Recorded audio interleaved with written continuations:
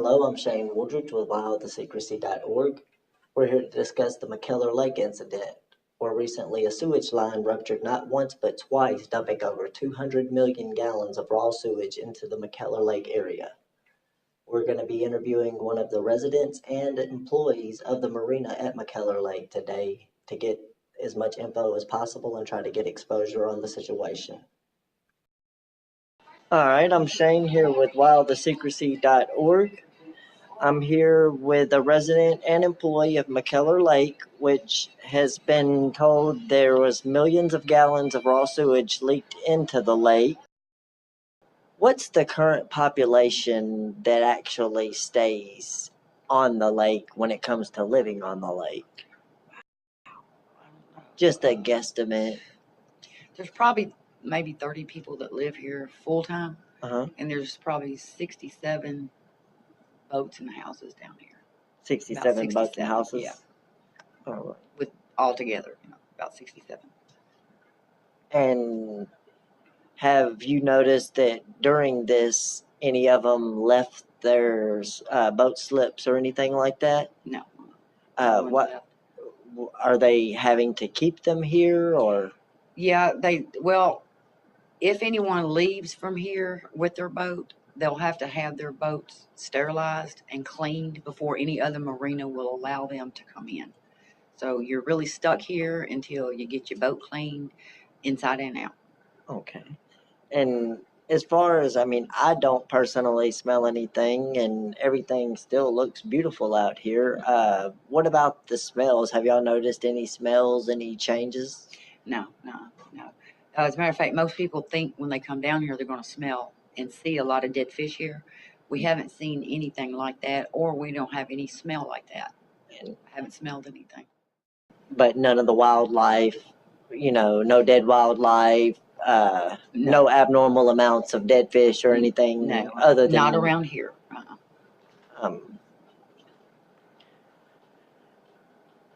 When the breach itself actually occurred, were you notified about the pipeline busting, about the sewage being leaked into the lake? Not at first. How long after the fact, and how were you notified, would you say? Well, I'm going to say it was a couple of days at least after it was discovered. After it was discovered that we were informed, and we were informed. I believe they called Mr. Stanley, who's the owner here, and informed him that there was a spill. I think it was a day or two after that, the city came down with letters to each of the residents here. These letters right here. These letters. Well, you said it was actually this letter right here was the one y'all actually received. Right. And you came across this one elsewhere. Mm-hmm. Someone else that lived down here was over at the Port restaurant, and they were out. That's where he picked that up. We hadn't received that either. All we received was that there was a spill and there was E. coli, high levels of E. coli in the water, to stay away from the water. And you said they have had people out here testing the water? Yes. Has the city themselves been out here to test the water that you know of? The city has tested the water. From what the last I heard, they sent it to Nashville for some reason. And I don't understand why they did when we have testing places here in Tennessee. Right. So they haven't even told us the results from their test yet. So we haven't heard anything of that yet. Now, we have had Channel 13 come out. They did their own test, and it did test higher in the Mississippi River than it was here. Right. Of course, it's high at Cypress Lake where it broke, but here at Riverside Park Marina at McKellar Lake, we don't really feel like that there's really a lot. We just don't smell it. We don't see any evidence of it. I've seen maybe 2 or 3 fish. That's normal for the lake anyway. Any kind of little change in the water, a fish you'll see every once in a while dying. But nothing like they said 10,000 fish. That's nothing like that here. Even towards the Cypress Lake area, would you say that's still an overestimation of the number of fish that are washing up there? It could be maybe 10,000 up there. But it would be more towards Cypress Lake, It's nowhere, there at not the lake. here. Yeah, it's not down here at McKellar Lake, and we, like I said, there's no smell here. Um, Now, if you go down that way, you smell it. You can smell it very strong, down Right. there at Cypress Lake. But it's not. I mean, it's like we don't feel like it has got here yet, but the city says it's here, so Right. that's But why they shut us down. now, correct me if I'm wrong. I know you know the area a lot better than I do. Um, from where the spill actually is, it's actually got more of a chance towards moving into the Mississippi than it does moving into McKellar Lake. From the way that, from what I understand, and people that have been here for years and years, that have navigated on that river as much as they have, that's what they say. That it would go out further that way than it would come this way. Okay. And obviously it's going to flow south, which would be the Mississippi and down towards the Gulf. Right. I mean, obviously with no fishing and everything allowed at the moment and stuff like that, I mean, I'm sure this is having a bad effect on y'all's business as well. Yep. We're dead in the water. I mean, there's no one coming No down. pun intended. Right. The business is just the residents here that live here Right. come to the store, and most of them go up to the stores up there and buy most of their things that they need down, up there. We sell bait here, fishing bait and things like that. We have not sold any because the people can't get on the lake and fish. There's people that actually make a living fishing. They can't make a living right now because they've got us closed down. Like I said, it's just dead around here. It's like a ghost town right now. Right. And if it wasn't for the residents being down here, I don't think anybody at all would be here. Right. I mean, what kind of impact do you think it's going to have once they finally say that everything's in the all clear? I mean, do you think this impact the negative publicity? Because I've noticed that the signs are not really on McKellar Lake. They're where you were saying at the Cypress Lake. But yet when you hear about it, it's on the news showing it at McKellar Lake. What would you say the impact on that's going to have after the all clear is given and they say it is safe? Do you still think it's going to be hard to pick business back up? Oh, definitely. Absolutely. Because people, once they get something in their head, they don't want to come back. It's like, oh, I don't want to go there anymore. It's going to take years for him to recover from this. Yeah. I mean, it's not There going was to a be cola months. there last year, so. Right, exactly. It's going to take years for him to recover from this. And let's see here. We were really expecting a big year this year because we, like he's cleaned up, a lot of things. We painted. We got the boat ramp was repaved. That was a big problem for a while because there were so many holes in it. You couldn't hardly get your boat down there. Well, it took them, 8 years to repave the boat ramp. So we got everything ready for this summer because we really knew that we were going to have a big summer because of the new boat ramp. Right. But now, since it's closed and nobody can use it, of course, he's lost a lot of revenue from that. So. Right. I mean, what kind of usual activities and stuff like that go on here? I mean, obviously I'm aware of fishing, but. Have a lot of boaters that come in on the weekend. People like to go out skiing. We have people with sea-doos. It's a lot of action when it, especially when it's sunshine and it's nice outside. It's usually pretty busy around here. I work on the Saturday and Sundays, which is usually the busiest. And we stay pretty busy when it's nice like that. And you said y'all have like fishing tournaments. Fishing tournaments come down. They have,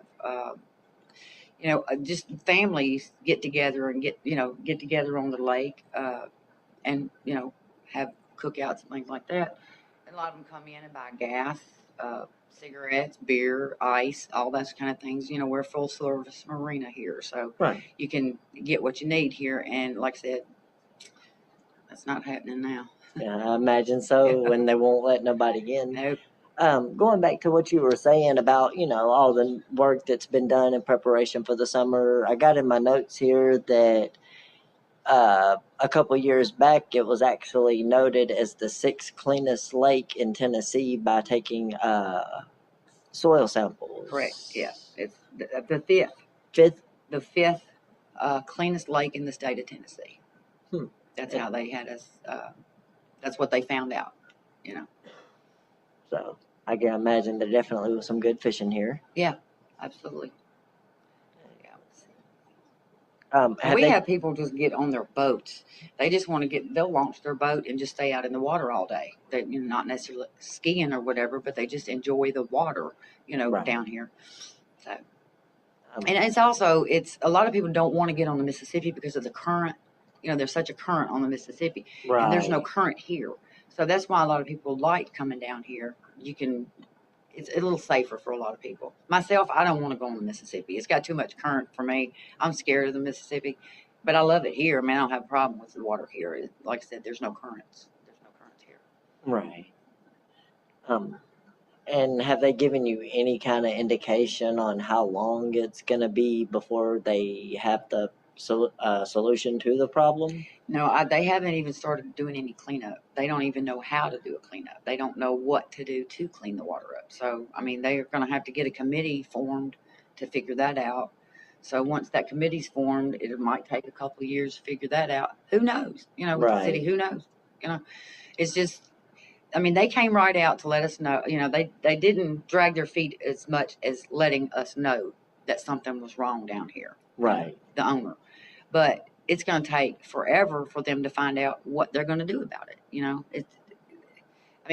We're still in the dark about any of that. We don't know what they're going to do to clean it up. Like I said, how long it's going to take, or anything like that. When we can open the boat ramp again, when we can open the business again. We don't know any of that. We're just on hold right now, I guess. And what's the general consensus of the permanent residents here right now? Well, we love the water. Right. And the main thing we want is our water cleaned back up from what happened. We've got houses that are on styrofoam. Mm-hmm. If, in fact, the E. coli is here where they say it is, that eats your styrofoam up, which makes your house sink. You can't get the smell out of it. It has to be replaced. It's expensive to do that. I think that's mostly what we're worried about is our house is being contaminated if it's as bad as they say it is, So Right. That's our main concern down here, and getting back into our water. Our fish, a lot of people fish here and eat what they catch. We play out on the water all the time. We got family that comes down to have, just family time down here. We can't do any of that, right now. We're just worried about what our future is, what's going to happen to us. That's what we were just concerned about. And we don't have any answers. Nobody can answer any questions for us. And I'm taking with no answers, they haven't given you any kind of indication that due to this being a city pipeline bust, have they offered any kind of compensation to whatever repairs may need to be taken to the boats, or has that not been able to come up yet? They, at the meeting, told us that if we have a claim, that there is a form that we can fill out and send in to the state, to the city. However, there's a time limit on that. So we don't know what we need to claim because of the fact we don't know what's going on. We don't know what we got out there. We don't know what to ask for yet. Right. Because we don't know what to do.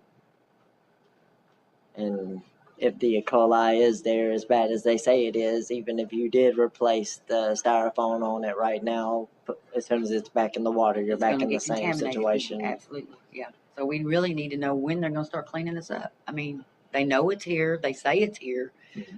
When are they going to start cleaning it up? Have they mentioned anything to you about this temporary fix that they've put on it? They said that, yeah. Well, they said they had a temporary fix. When the initial pipe broke, the next day or two after, when they were trying to cap it off, another leak came up. We didn't know about that till a couple of days after that either, Right. because they said they were going to get the leak stopped at a certain time. It didn't happen, and that was because there was another leak that occurred. So now they're saying that everything is capped off. Nothing is going back into the river now. So, But no news on when they're going to have the situation fixed No, no. itself. no, it's always, we'll let you know. We're going to let you know. We'll let you know. So, and as far as us, filing a claim, we don't know what to file a claim for yet. Like I said, because we don't know the damage, because we don't know what what they've done. I mean, we don't know E. coli or whatever is in the water that they're saying. I don't know if that's all that's in the water. Is there something else that could be in the water? I mean, there's people that flush all kinds of things down their toilet. Yeah. There's hepatitis that could be. There's all kinds of diseases it could have in it. Yeah. Are they testing for that? We don't know. Yeah, they've taken water samples, but what they test it for. You have to, when we talk to people that do the testing, you have to tell them what you want them to look for. They're not going to look for hepatitis if you don't ask them to look for hepatitis. So you don't know what, and so E. coli is what they're saying that's their main concern. Well, my concern would be hepatitis or any other kind of disease that you could get from that water. Because like I said, you don't know what people put down their toilet. Right. You never know.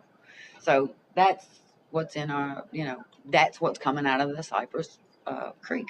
Well, with our soil samples and water samples, hopefully we can find out as much as we possibly can. And that is one of our concerns down here. We don't know if we're breathing the stuff, if it can be, lethal to us. We don't know it can make us sick. We don't know because they're not testing for anything as far as we know other than E. coli. And they haven't mentioned anything about there being a possible carcinogenic effect or anything. They're just telling us, oh, it's E. coli, so stay out of the water. But like I said, we don't know what else could be in that water coming out from a sewage. You don't know. Yeah. So that concerns us a lot, because we don't know what it's doing to our wildlife here, our fish, or all that. We don't know what it's doing. If the E. coli is killing them like it is up there, it could be something else that's killing them too. Right. We don't know. Yeah, and with the woods right there, I'm sure animals come down for water. Oh, yeah. And you got your birds of prey that swoop down for fish. We have eagles over here on this island every year. We have beautiful eagles that come in, swoop down and get fish out of the lake. And, are they going to get sick or, Right. that's what we, living on the water like this, we're just big nature people and we care about the nature of everything. We don't, as far as our houses, we're not really concerned about our houses as much as we are that, what effect it is on our nature out here. More concerned about the land itself. Right. Mm-hmm. Well, is there anything else you wanted to add specifically? No, I just wish they would hurry up and do something so we can get back to normal like we are. We love it down here. People live down here because they want to live down here, not because they have to. And it is, it's our community, and they should be trying to get something done immediately, not just, well, we're going to do this next week. We're going to get a committee together and figure out what we're going to do here. That's ridiculous. We don't have time for that. Right. We don't have time for that, Before it gets too bad. Right. Well, hopefully we can help get, some exposure. Other than local, we're actually worldwide, so maybe we can get a fire lit that'll get things in a faster pace taken care of. Well, I appreciate y'all coming down. I really Well, we appreciate you talking to us. We would like to, once this does get cleaned up, have enough media coverage and things like that to let people know it's safe to come back down here again. Because, it's like I said, it's his business. And people may not want to come back ever thinking, oh, no, it's got to have some of that E. coli still in there. They couldn't, where did it go? So you know how people are sometimes. They don't understand how the water works or how it comes and goes around here. We're not a lake. This circulates from the Mississippi back to the Mississippi, correct? Yes, correct. It is not it's not an enclosed lake. Most of it, like some of them we're talking about, a lot of the nature will just sweep it out. And are they going to just wait for nature to sweep it out, or are they going to do some kind of cleanup, or what are they? We don't know. Yeah. That's some things we've asked them, but we've had no answers. We don't know because I don't think they know. Yeah. If they don't know, they're just gonna circle the answer. Yeah. Yeah, whatever answer is good. Well, when they do give the all clear, like I'm sure you're concerned of people not grasping the fact that it's okay. You got our number, our information. Give us a call. We'll come back out here and we'll do a follow up on it and definitely, try to put it out that everything's back okay. Well, that's great. I would appreciate that too. And like I said, maybe the business will come back up. But like I said, he really has done a lot down here to get this business going. And we were really expecting a really good summer down here. Right. But obviously it's not going to happen because people aren't going to come back as quick as, Right. we had, it tapered off for a while. And then when he came down here and took it over and started cleaning up things around here and getting things done, more people started coming back. And every year people started coming back, because word of mouth, hey, it's nice down here, let's go down there, Right. So hopefully, it'll get back, where it was. Yeah. Well, hopefully. We hope we can get everything back going normal, and hopefully the cleanup effort won't take too long. Well, I sure hope it doesn't, because we don't want to lose it, any more than what we have to down here with our Right. fish and our wildlife down here. I still see the turtles and things like that down here, and you see the fish are still but I don't see any of the dead fish that they're talking about down So there. far here, everything's still thriving fine. It seems so far, so far. Right. But there again, you don't know what's going to happen tomorrow. What's going to come down that way, or could they not contain it in a way that can avert it from coming this way, or what? We don't know. I think that's the first thing I would have tried to do, was to try to avert it to go straight out to the Mississippi where it could clean it out. But and then it's going to go down all the way down the Mississippi and do damage down there too. So Right. What do? You can't clean the Mississippi up. Yeah. There's no way. All right. Well, I think we got everything, and I definitely appreciate all your questions. I And appreciate y'all coming down and anytime. being interested in what was going on down here. Well, that's what we're here for. We're here to try to help the people out and cover what mainstream media may miss or may not be interested in. Right. Absolutely. Well, We thank you very much. We do appreciate you coming down. No problem. We appreciate you having us.